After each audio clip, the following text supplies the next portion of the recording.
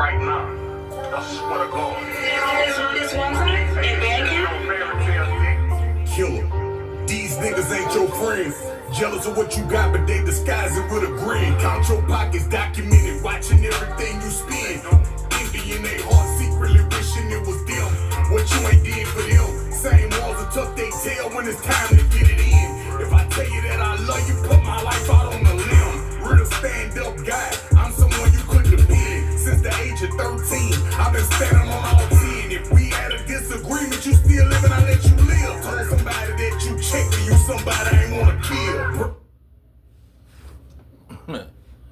Just a little bit, man. Just vibing out. How y'all doing today?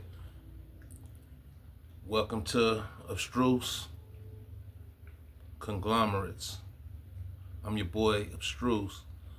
Just up in here vibing, thinking, just chillaxing, listen to a little music, man, and it just got me going. I'm out here to start everything, but in the right way. You understand me? I want to get down to the middle of what this really is with this whole gang banging, and they calling it a culture. They should just take "chur" out of it and just call it a cult, because that's what it is. It's very satanic. It's very misleading, and it's really nothing. It's a road to your destruction, everybody's destruction.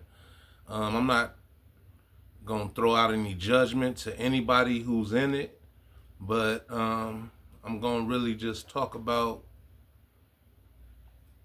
what's, I just really want to put it out there that it's dumb and really start debunking it.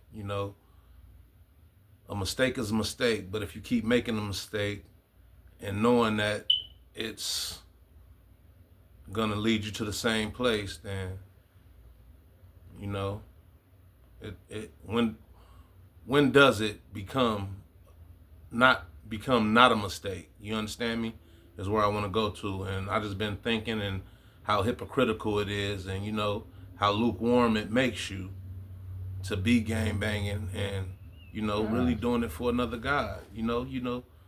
Really you idol worshiping, you do everything, when you're involved in that culture. Crips, Bloods, essaying, anything, what I mean? Only difference between a lot of these Crips and these Bloods that do it, they still try to push in like, I'm a Christian, I came from a Christian household, everything, but you still know what you're doing. These Mexicans, Latinos, whatever, these gangs, they like open with it, like, it's all about Santa Muerte and all this. They kind of demon worship, in the open, when they kind of learn and get up to it and get of age and really get into it, they find God or their higher power. They kind of leave the gang banging alone. They don't try to sway to the other thing, and their people kind of respect them for it. You know what I mean? They let them go and live their life, got their back. They can still show up, do whatever, And yeah, so I just kind of want to get into the double-edged sword of this whole Crippin' and Bloodin' thing. You understand me? And the double-edged sword of it is everything that they say makes you good is the same thing that makes you bad. You understand me? And it's kind of crazy. So, especially when you start getting locked up and getting into the double, triple politics of the whole fact of the matter, that's what it becomes. You feel me? It's hypocritical all the way through it. They say you're not supposed to do anything to kids, women, certain things, how you're not supposed to do this and that. You add rules to something that's really ruleless and lawless, and then you wait and go and judge and be judged by people that done the same thing to you. They done changed their life a little more. So now what you're doing is so crazy. So it's kind of crazy. It don't make no sense. How did to me, I started thinking about it, and I done kind of walked away from that stuff a little minute ago. Not so long ago, but, you know, I was kind of, what happened is, you know, I was shot, and I can go out there and try revenge and all that stuff, but I chose to walk away from that and just start my life over different. You know what I mean? My image is my image, but my image, I've never tried to be anything except what I am. So the look right now, people call it gangster, people call it whatever, but I'm just a regular old dude. I probably got a strong looking face and approach, look like I'm hard to approach. I'm not, you know what I mean? I'm very loving, and that's what I grew to be and learning by being in the streets. I'm not gonna call it a culture. It's not that, you know. It's misery loves company. That's what it really becomes, and that's what it really is. So, yeah, so let's go back to it. If you crippin', bloodin', essaying, any of that, I believe you're wrong. They up in there judging people off of you're wrong this, you're wrong that, and you PC'd this, you PC'd that, and it makes no sense because in all actuality, I believe everybody doing the same thing. And for them people that's on them 50-50 yards, PC yards, this and that, if you a child molester or whatever, you know, you get what's coming to you and you deserve it. But let's talk about that, right? Let's get into how this shit all started. So in '69, Raymond Washington and Stanley Tookie Williams, they formed the Crips and pushed that movement and this and that, it then went global. It's worldwide. Crippin' and bloodin'. Don't get along, don't do this and that. Ooh, well, let's dig deeper into it, you feel me? Before Crip was formed, there were all kinds of other gangs. You know what I mean? That wasn't pushing Crips and Bloods. They were, you know, other stuff, businessmen, gladiators, you know, Bible Crip, all kinds of shit. But gangbanging been around since the first actual gangs recorded was in New York. You know what I mean? 1820, the year. The name of one of them, I believe, was 40 Thieves. Yeah, so that started out there and them doing their thing, but it was still, amongst them, they were having their knuckle ups and all this stuff, but it was really fighting for something, you know what I mean? Fighting for poverty. They fresh off the boat, these Irish dudes and Dutch dudes and all these other, they had to start sticking together and banding. The people that were there having money and all that stuff, really you couldn't get nothing. And they not letting you work, okay, shit, we'll become thieves, you know? These ones over here, they gonna become little jackers, and instead of stealing it, they gonna try to push you over for it, you know? So that's one thing, you know? And then it spread, you know? It started spreading, but all the way from there to let's say 1920.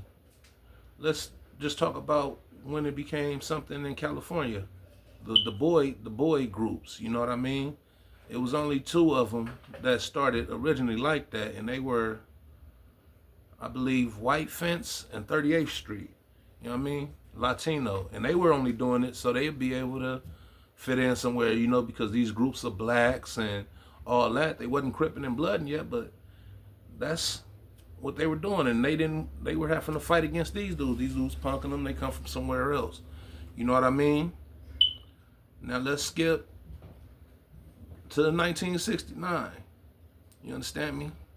It was Panthers and all this kind of other stuff out there. You understand? So what they were doing was they righteous thing, really trying to look out for they neighborhoods, and they had righteous causes. They were doing other stuff. You understand me? But they were still having they infiltrators that was up in there being a part of this group, but on the outside of this group wanting to do other stuff, sell dope, you know, had informants trying to push their way into these places. These things fell down, you know what I mean? Started getting taken out of. But let's start before they really start having they all the way downfalls. Stanley and Raymond weren't able to become a part of those groups. They weren't allowed, you feel me, for whatever reason. their agenda probably didn't match up, and they were probably like on that shit. We having too many problems, this and that. So from there, they go and start their own little thing. Shit, we'll become our own shit. Can't nobody not tell us we can be a part of something. But they only formed it. It wasn't to help the neighborhood from the police, government, shit like that. They only formed it so they'll be able to keep other gangs and these people that didn't want to allow them into their stuff don't come around in our area. And we're going to spread this all the way around. So these were some 16-year-old little dudes that started this out of anger. And the anger, everybody now, let's speed up to 2025 right now, and then we'll bounce back. But they started out of anger, and look where that anger, some young dude's anger, drove everybody. But now let's jump back. 1969, 1971.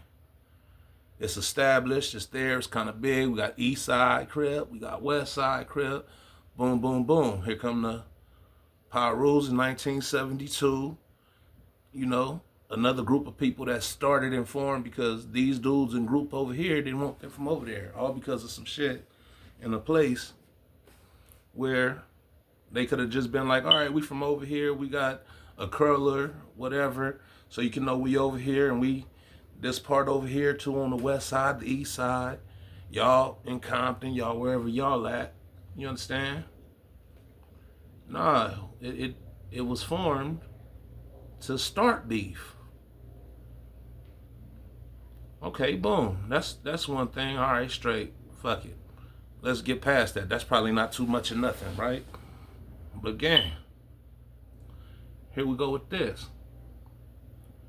Every gangbang that you talk to,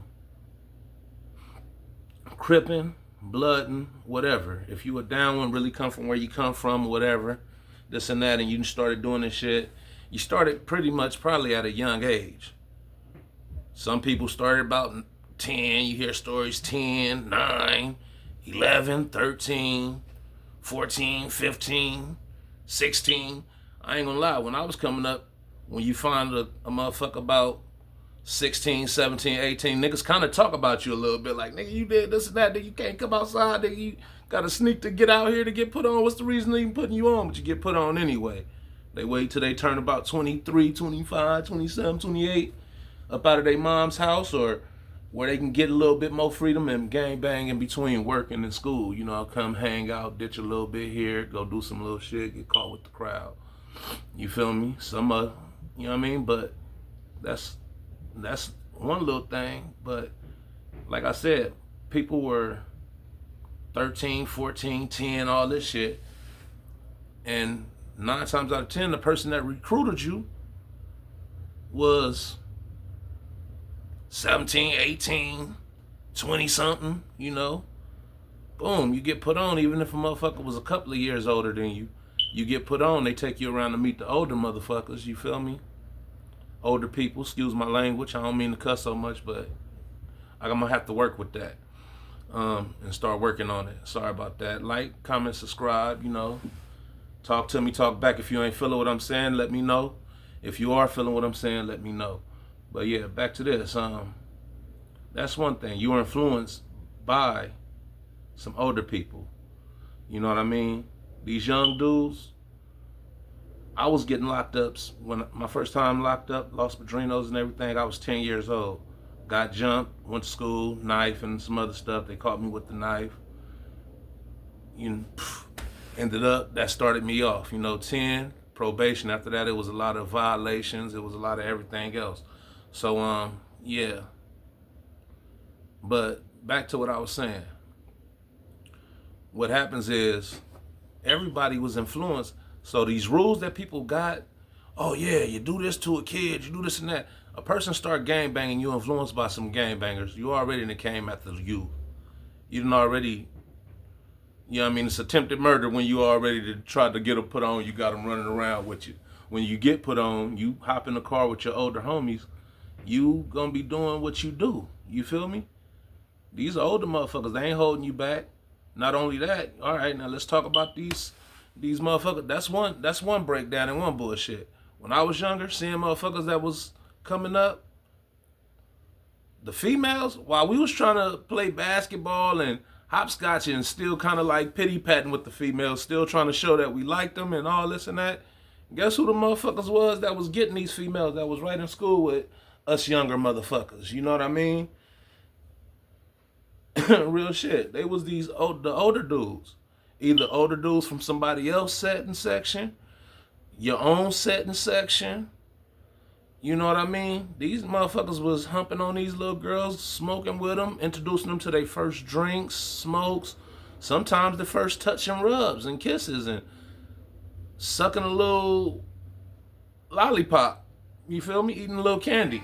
You feel me? So, boom. And a lot of these dudes, they was really having kids with these little females. It wasn't unheard of to see a 13-year-old girl out there pregnant by one of your big homies, or you know what I mean, something like that. See her, she's still over there, she repping the set right now, passed around or something, or whatever. Got kids by a couple of people. You know what I mean? So, yeah, that. Females too, shit. It's still going on right now. Tell me you ain't got somebody in your neighborhood, your section, that's a female that's grown as hell, then watched you grow up and you wasn't touching and hitting that. Whether it was your homie's mama, your homie's mama's sister, cousin, friend that used to come over. These females was liking Young Thugs and was helping a motherfucker stay on. How you think a lot of people was having that, I can run away from home, I ain't gotta be here, moms, and I'm in the streets. Where you done been at for a whole week or something, whoop, out there full-fledged gang banging, ain't nobody telling me nothing. You understand me? Smacking on old mama right here, she cooking up enchiladas and tacos, got me feeling like Jody on Baby Boy and all that. So yeah. So man, snitching. And that's second one. This other thing I'm talking about, snitching. Man, check this out. I've been all kinds of torn up about that, like snitching and what people talking about snitching and this and that. Man, I done seen some of the hardest dudes, gangsters, you feel me, that preach that don't be snitching and this and that and whoop-de-whoop, and see a motherfucker out there, another gangster from your section, one of them young hotheads or something on you, and he out there ready to punch on you and drag you in the mud and drag you out and all that. Man, nigga, you still telling if you tell your girl, your old lady, to call the police for you. You feel me? You still telling if you tell your girl to call the police for you. You feel me? And all that, man. Who's the status quo? Who made the rules of this game that only certain people gotta follow? Certain people gotta adhere to, and others don't. You know what I mean? Shit. I'm gonna keep it real. In the game of life and death, you telling me these people out here off this fake honor and fake this and fake that, and nah, man, look, the game is crazy, bro. People think and saying trying to make people be busters for having to go and get time and do time. If you don't get no crime partner and you tell on yourself, are you still a snitch? Those kind of crazy little words right there, you know? And yeah, so I don't know, man. It's just stuff that's on my mind that I'm talking about. Like, I'm gonna get deeper into it, but for right now, I just want y'all to check this out and talk to me about it, man. Let's make this a conversation, man. One to be had, because me, I don't understand the reason why we still out here knocking each other down, knocking each other over, doing all of that, man. We got people saying they putting on kids and riding around with them, and got these little kids throwing their fingers up, and kids getting knocked down. Y'all surprised when a birthday party, not speaking ill about the kids and people that lost their life and were harmed and hurt out there in Stockton, but we need to talk about it, man. Look, we out here every time a crazy something like that happens, kids M-worded, or, you know, pew pew. Every time we hear about it, we act like we surprised And then like, why could that happen? How could that happen? This and that. Look, this is what it is.